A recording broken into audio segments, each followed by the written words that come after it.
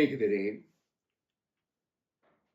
സദൃശവാക്യ പുസ്തകത്തിൻ്റെ ക്രമമായ പഠനത്തിൽ ഏർപ്പെട്ടിരിക്കുന്ന നാം ഇന്ന് അല്പസമയം ഒരുമിച്ച് ധ്യാനിക്കുവാനായി സദൃശവാക്യങ്ങൾ 15-ാം അധ്യായം അതിൻ്റെ 29-ാമത്തെ വാക്യത്തിലേക്ക് നമ്മുടെ ശ്രദ്ധയെ തിരിക്കാം. സദൃശവാക്യങ്ങൾ 15:29. യഹോവ ദുഷ്ടന്മാരോട് അകന്നിരിക്കുന്നു, നീതിമാന്മാരുടെ പ്രാർത്ഥനയോ അവൻ കേൾക്കുന്നു. യഹോവ ദുഷ്ടന്മാരോട് അകന്നിരിക്കുന്നു, നീതിമാന്മാരുടെ പ്രാർത്ഥനയോ അവൻ കേൾക്കുന്നു. അകന്നിരിക്കുന്ന ദൈവം, അരികെയായിരിക്കുന്ന ദൈവം ആരോട് അകന്നിരിക്കുന്നു? ദുഷ്ടന്മാരോട് അകന്നിരിക്കുന്നു. ആരോട് അരികെയായിരിക്കുന്നു? നീതിമാന്മാരോട് അരികെയായിരിക്കുന്നു. ദുഷ്ടനും നീതിമാനും തമ്മിലുള്ള താരതമ്യ പഠനം സദൃശവാക്യ പുസ്തകത്തിന്റെ ആരംഭം മുതൽ അവസാനം വരെ പല ആവർത്തി നാം കാണുന്ന ഒരു യാഥാർത്ഥ്യമാണ്. ഇവിടെയാകട്ടെ ദുഷ്ടന്റെ അനുഭവം ദൈവവുമായിട്ടുള്ള ബന്ധത്തിൽ രേഖപ്പെടുത്തുമ്പോൾ ദുഷ്ടന്മാരോട് അകന്നിരിക്കുന്നൊരു ദൈവം, നീതിമാന്റെ അനുഭവം ദൈവവുമായിട്ടുള്ള ബന്ധത്തിൽ രേഖപ്പെടുത്തുമ്പോൾ നീതിമാന്റെ പ്രാർത്ഥന കേൾക്കുന്ന ദൈവം. അനവധി ഉൾക്കാഴ്ചകൾ ഈ സദൃശവാക്യത്തിൽ നമുക്ക് കാണുവാനായിട്ട് കഴിയും. അതിലേറ്റവും പ്രധാനപ്പെട്ടത് ദൈവവുമായിട്ടുള്ള ബന്ധത്തിൽ അകലവും അടുപ്പവും എന്നത് തന്നെയാണ്. എത്ര അകലത്തിലാണ് നാമും ദൈവവും തമ്മിൽ ഉള്ളത് എന്ന് പലപ്പോഴും ജീവിതത്തിന്റെ പല ഘട്ടങ്ങളിലും നാം ചോദിക്കുന്ന ഒരു ചോദ്യമാണ്. ദൈവവുമായി അകന്നിരിക്കുന്നവർ, ദൈവവുമായി അരികെയായിരിക്കുന്നവർ, ദുഷ്ടന്മാരോട് അകന്നിരിക്കുന്ന ദൈവം, നീതിമാന്മാരോട് അരികെയായിരിക്കുന്ന ദൈവം, നീതിമാന്മാരുടെ പ്രാർത്ഥനയെ കേൾക്കുന്ന ദൈവം. അതുകൊണ്ട് തന്നെ ഈ സദൃശവാക്യത്തിന്റെ പഠനം നാം ആരംഭിക്കുമ്പോൾ അടിസ്ഥാനപരമായി നാം ചോദിക്കുന്ന ചോദ്യം ഇതാണ്: എത്ര ദൂരത്തിലാണ് ഞാൻ? എൻ്റെ ദൈവത്തിൽ നിന്ന് എത്ര ദൂരത്തിലാണ് ഞാൻ?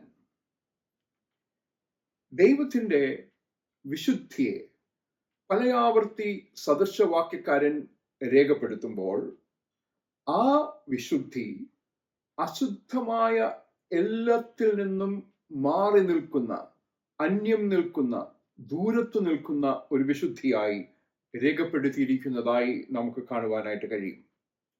അവിടെ പ്രാർത്ഥനയുടെ അനന്തമായ സാധ്യതയുടെ ഒരു സൂചികയും കൂടെ നാം കാണുകയാണ്.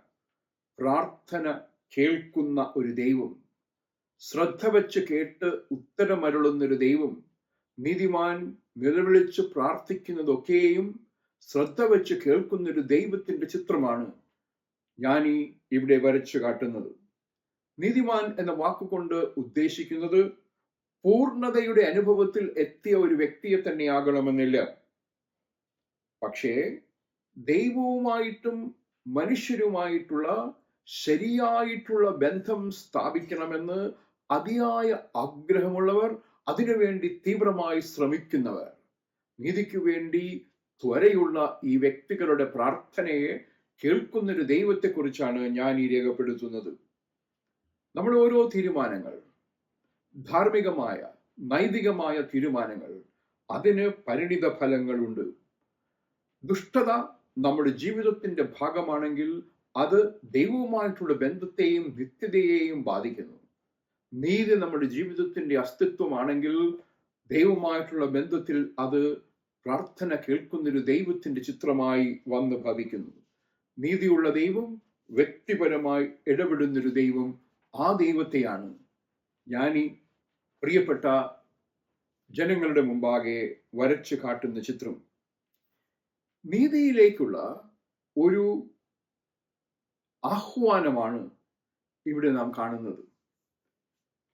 തിന്മയുടെ വഴിയിൽ, ദുഷ്ടതയുടെ വഴിയിൽ ജീവിക്കുന്നവരുണ്ടെങ്കിൽ, ആ ദുഷ്ടതയുടെ വഴി ഉപേക്ഷിച്ചില്ല എങ്കിൽ ദൈവവുമായിട്ടുള്ളൊരു ബന്ധം അസാധ്യമാണ് എന്ന് പറയുന്ന ജ്ഞാനി ദുഷ്ടതയുടെ വഴി വിട്ട് മനസ്താപപ്പെട്ട് മനം തിരിഞ്ഞ് നീതിയുടെ വഴിയിലേക്ക് കടന്നു വരുവാൻ, തിരികെ വരുവാൻ ഓർമ്മപ്പെടുത്തുകയാണ് ഇവിടെ.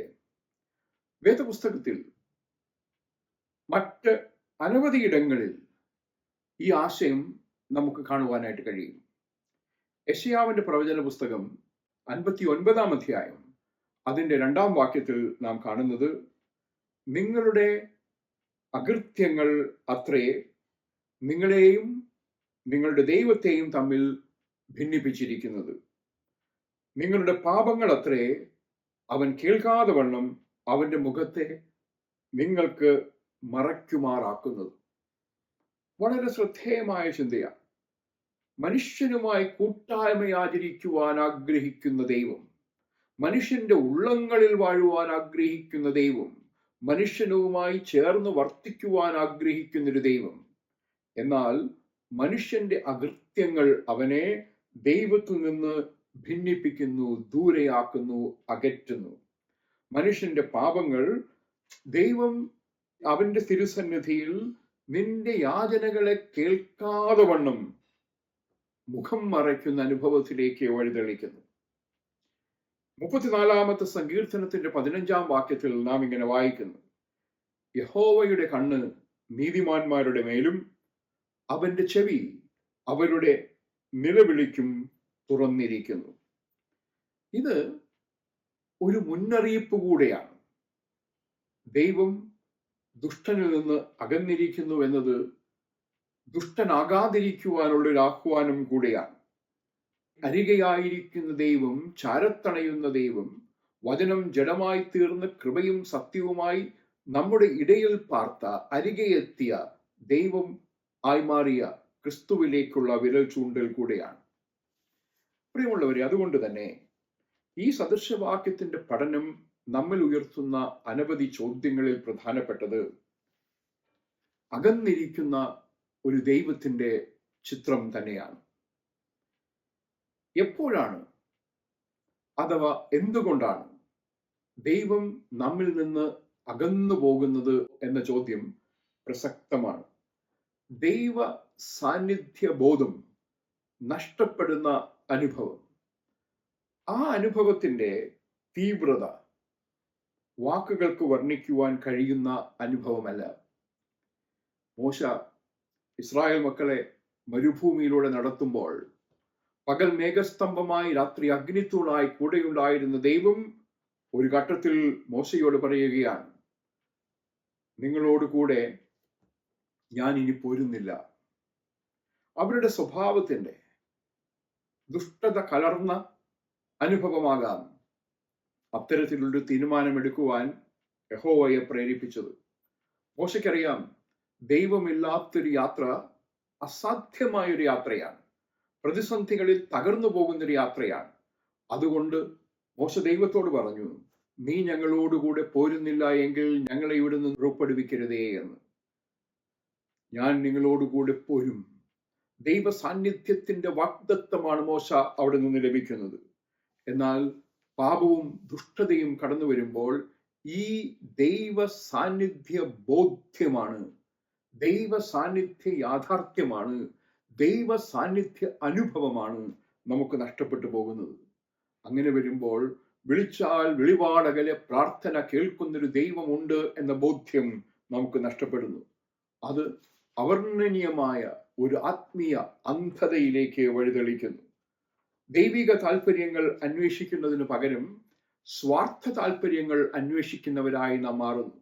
ദൈവസ്വപ്നങ്ങൾ, ദൈവഹിതം എന്നത് നമ്മുടെ ജീവിതത്തിന്റെ അന്വേഷണം അല്ലാതായി മാറുന്നു.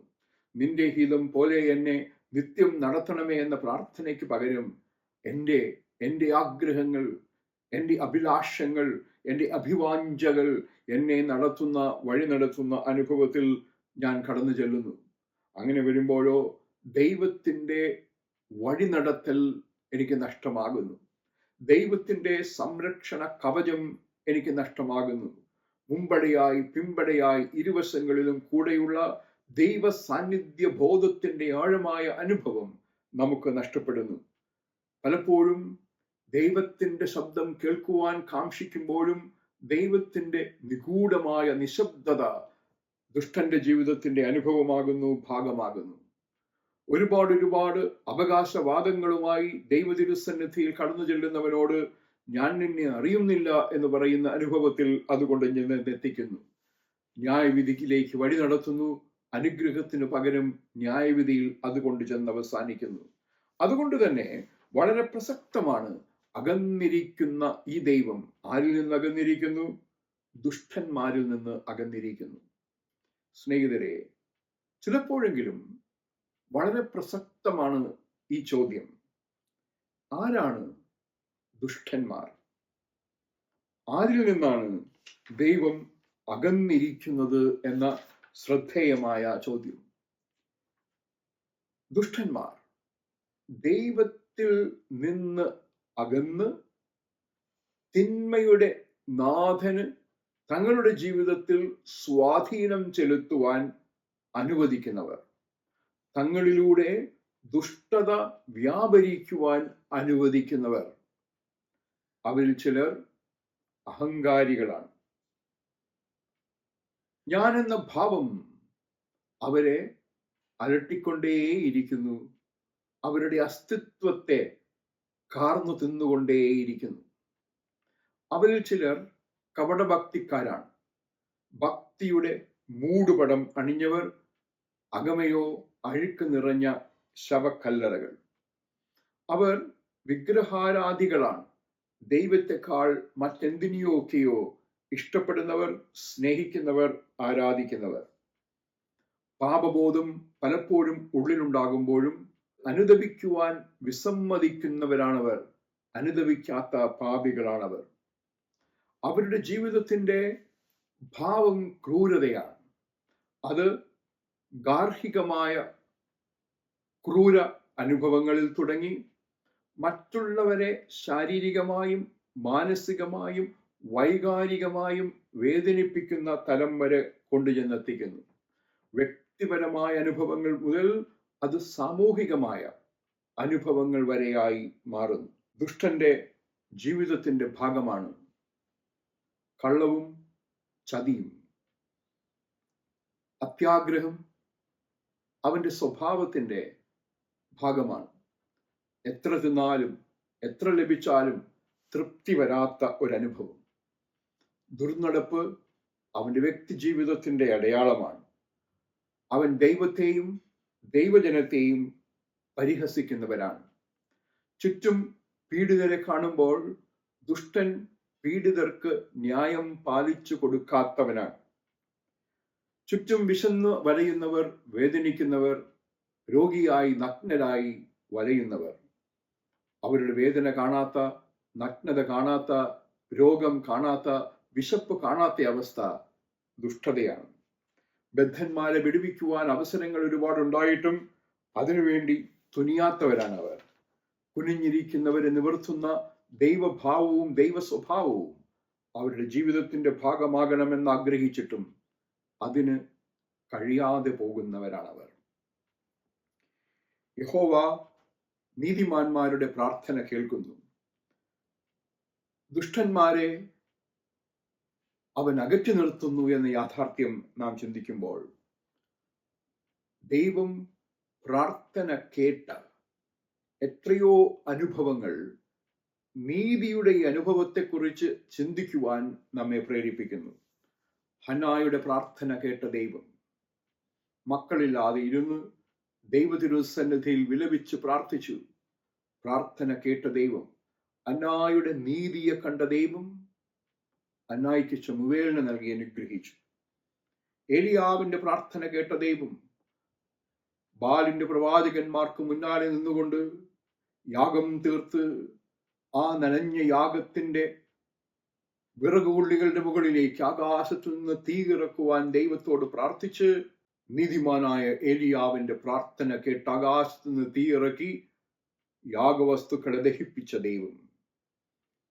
രോഗ അവസ്ഥയുടെ മധ്യേ ഹിസ്കിയാവ് പ്രാർത്ഥിച്ചു. ഹിസ്കിയാവിന്റെ പ്രാർത്ഥന കേട്ട് അവന്റെ ജീവിതം 15 വർഷം നീട്ടിക്കൊടുത്ത ഒരു ദൈവം. യബ്ബേസിന്റെ പ്രാർത്ഥന കേട്ട് അവന്റെ അതിർവരമ്പുകളെ വിശാലമാക്കിയ ഒരു ദൈവം. എന്തിന്? കുരിശിനു ചാരെ, പിതാവേ, ഇവർ ചെയ്യുന്നത് ഇന്നതെന്നറിയാകിയാൽ ഇവരോട് ക്ഷമിക്കണമേ എന്ന് പ്രാർത്ഥിക്കുവാൻ ഒരുങ്ങുന്ന ക്രിസ്തുവിന്റെ അരികിലേക്ക് നീ രാജ്യത്വം പ്രാപിച്ചു വരുമ്പോൾ എന്നെയും ഓർത്തുകൊള്ളണമേ എന്ന് പ്രാർത്ഥിച്ച കള്ളന്റെ പ്രാർത്ഥന. അവൻ നീതിമാനായിരുന്നില്ല, പക്ഷെ അനുദപിച്ച പാപി നീതിമാൻ തുലനം ചെയ്യുവാൻ കഴിയുന്ന അനുഭവത്തിൽ അവന്റെ പ്രാർത്ഥനയ്ക്ക് ഇന്നു നീ എന്നോടുകൂടി പരദീസായിലിരിക്കുമെന്ന് സത്യമായി ഞാൻ നിന്നോട് പറയുന്നുവെന്ന യേശുവിന്റെ ഉത്തരം കേൾക്കുന്നതായി നമുക്കറിയാം. പ്രാർത്ഥന കേൾക്കുന്ന ദൈവത്തിന്റെ മനോഹരമായൊരു പ്രതീകമാണ് കർത്താവായ യേശു ക്രിസ്തു. നിനക്ക് മനസ്സുണ്ടെങ്കിൽ എന്നെ സൗഖ്യമാക്കുവാൻ കഴിയുമെന്ന പ്രാർത്ഥനയോടെ യേശുവിന്റെ അരികിലെത്തിയ കുഷ്ഠരോഗിയായ മനുഷ്യന് സൗഖ്യം നൽകുന്ന യേശു പ്രാർത്ഥന കേൾക്കുന്നവനാണ്, ആ പ്രാർത്ഥനയോട് പ്രതികരിക്കുന്നവനാണ്. ഹൃദയത്തിന്റെ ആഗ്രഹങ്ങൾ ദൈവതിരുസന്നിധിയിലേക്ക് കടന്നു വരുമ്പോൾ അത് ശരീരത്തിന്റെയും മനസ്സിന്റെയും സൗഖ്യത്തിനും പുനഃസ്ഥാപനത്തിനും ഉതകുന്ന രീതിയിൽ പ്രതികരിക്കുന്നവൻ യഹോവ. ശതാധിപൻ, കർത്താവേ, നീ എന്റെ പുരയ്ക്കകത്തേക്ക് വരുവാൻ യോഗ്യനല്ല, ഒരു വാക്ക് കൽപ്പിച്ചാൽ മതി, എന്റെ ബാല്യക്കാരന് സൗഖ്യം വരുമെന്ന് പറയുന്ന അവിശ്വാസം സൗഖ്യമായി പരിണമിക്കുമ്പോൾ, കനാന്യ സ്ത്രീ തന്റെ മകൾക്ക് വേണ്ടി കേഴുമ്പോൾ ആ കനാന്യ സ്ത്രീയുടെ നീതിയെ കാണുന്നൊരു ദൈവം, വിടുതൽ നൽകുന്ന ഒരു ദൈവം. കുരുടനായ ഭർത്തിമായി വഴിയരികിൽ ഭിക്ഷുത്തട്ടം കലുക്കി ഭിക്ഷയാചിച്ചു കൊണ്ടിരുന്നവന് എനിക്ക് കാഴ്ച ലഭിക്കണം എന്ന വ്യക്തമായ പ്രാർത്ഥനയുടെ മുമ്പാകെ കാഴ്ച ലഭിച്ച അനുഭവം. സ്നേഹിതരെ, യഹോവ ദുഷ്ടന്മാരോട് അകന്നിരിക്കുന്നു. നീതിമാന്മാരുടെ പ്രാർത്ഥന ദൈവം കേൾക്കുന്നു. പ്രാർത്ഥന ദൈവ തിരുസന്നിധിയിൽ എത്തുന്നത് പ്രാർത്ഥനയിൽ ഉപയോഗിക്കുന്ന വാക്കുകളുടെ ശൈലിയുടെ സവിശേഷത കൊണ്ടല്ല, മറിച്ച് പ്രാർത്ഥിക്കുന്നയാളുടെ, പ്രാർത്ഥിക്കുന്ന സമൂഹത്തിന്റെ ഹൃദയത്തിന്റെ സ്വഭാവം കൊണ്ടാണ് എന്ന് തിരുവചനം നമ്മെ പ്രേരിപ്പിക്കുന്നു. നീതിമാന്മാരുടെ പ്രാർത്ഥന കേൾക്കുന്ന ഒരു ദൈവം നമ്മുടെ ദൈവം. ആരാണ് ഈ നീതിമാൻ? ദൈവം ആരുടെ പ്രാർത്ഥനയാണ് കേൾക്കുന്നത്? എല്ലാവരുടെയും നിലവിളി ദൈവ തിരുസന്നിധിയിൽ എത്തുന്നു എന്നുള്ളത് യാഥാർത്ഥ്യമാണ്. എന്നാൽ ദൈവഹിതം അന്വേഷിച്ച് ദൈവത്തിന്റെ വഴിയിൽ നടക്കണമെന്ന് ആഗ്രഹിച്ച് ദൈവവുമായും മനുഷ്യനുമായും നേരിന്റെയും നിരപ്പിന്റെയും വ്യക്തമായ അനുഭവം കാക്ഷിക്കുന്നവൻ നീതിമാൻ. പ്രാർത്ഥിക്കുമ്പോൾ കപടമായ ചിന്തകളൊക്കെയും മാറ്റി നിർത്തി വിശുദ്ധിയുള്ള ഹൃദയത്തോടെ ദൈവ തിരുസന്നിധിയിൽ കടന്നു വരികയും ദുഷ്ടൻ യഹോവയോട് അകന്നിരിക്കുന്നുവെന്ന ബോധ്യത്തിൽ ആ യഹോവ അരികിലെത്തി ഉത്തരമരുളണമെങ്കിൽ ദുഷ്ടതയുടെ സ്വഭാവം മുഴുവനും തന്നിൽ നിന്ന് മാറിപ്പോകണമെന്ന് ഉറപ്പുള്ള അനുഭവം.